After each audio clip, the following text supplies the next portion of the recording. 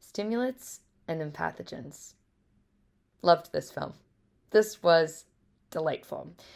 Really playful concept, which was grounded in heart. I cared about this character. I cared about these guys. I wanted them to win. But there's these constant challenges throughout, and that, where is this going to go next? That had me on the edge of my seat. What a brilliant concept.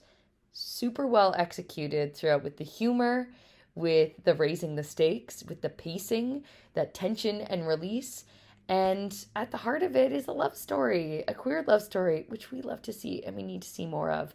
So to make the fact that it's a queer love story not a source of trauma, but just a part of the situation, was really lovely and fresh and inventive. I thought the performances were excellent. My goodness. Really well cast. Everybody was playing the same game with the same pacing, and the same understanding of the stakes. And yeah, it made me root for our two young men, which is what we're looking for. And I would love to see more from this team. It was beautifully shot from that first title card and coming down, seeing him playing his instrument. I knew that we were in for something with a high caliber of vision, and very professional. So there's almost like kind of a magical nature to that first shot, that anything can happen, and it does, but really well done. This story, Stimulants and Empathogens, is about two boys who are in love. The one boy, I think, pretends to be a drug dealer, from what I understood, so that he can get close to the other guy. And the other guy likes him too, and I think was pretending to be buying drugs from him, maybe. And then he ended up so touched by the kindness of his family, then of course a crazy fight breaks out between the two families, and I'm not gonna lie, I was laughing so hard when the two parents are threatening each other with weapons, and like serious fighting is happening, and like they're holding each other back, and then the two boys just start making out. And it's just like right in the middle of all this chaos. That was genuinely such a fun moment to add. And then everyone is happy and they like break out of this trance and everyone's bleeding and dying. I think it was a really well structured film, and the idea was pretty unique and fun to watch and really well written. I really like stimulants and empathogens. I thought it was a creative idea. Um, I thought it was well executed, like cool concept that was also well executed. Not often you get both, and y'all nailed it.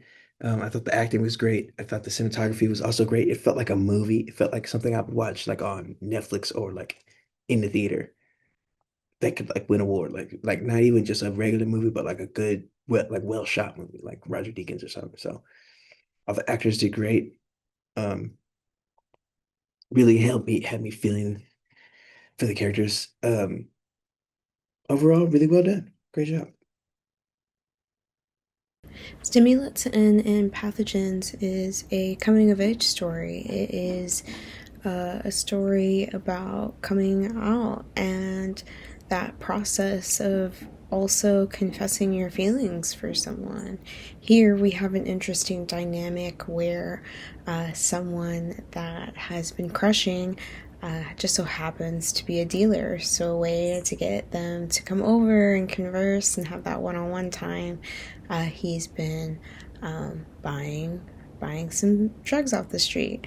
And so in doing so, it has caused this belief that maybe he's also selling and dealing as well. So he's been sent in to sort of find out some information, giving them a chance to have a little bit more time together, only to find out that the truth is no, he's not really dealing at all. He's just trying to find an excuse to have some one-on-one time with this guy. But because of the dynamics at play and the characters interacting with each other, there is this sense of misunderstanding, and therefore chaos ensues.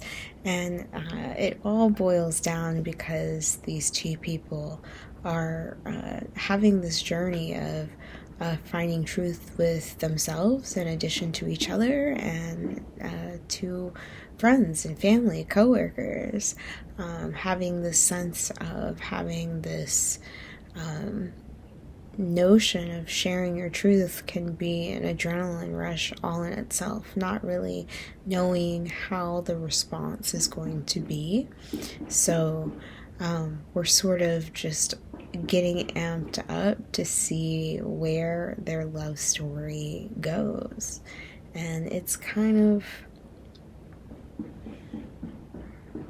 got a nice dynamic of banter within the dynamics of all of the characters once they're all together in a room.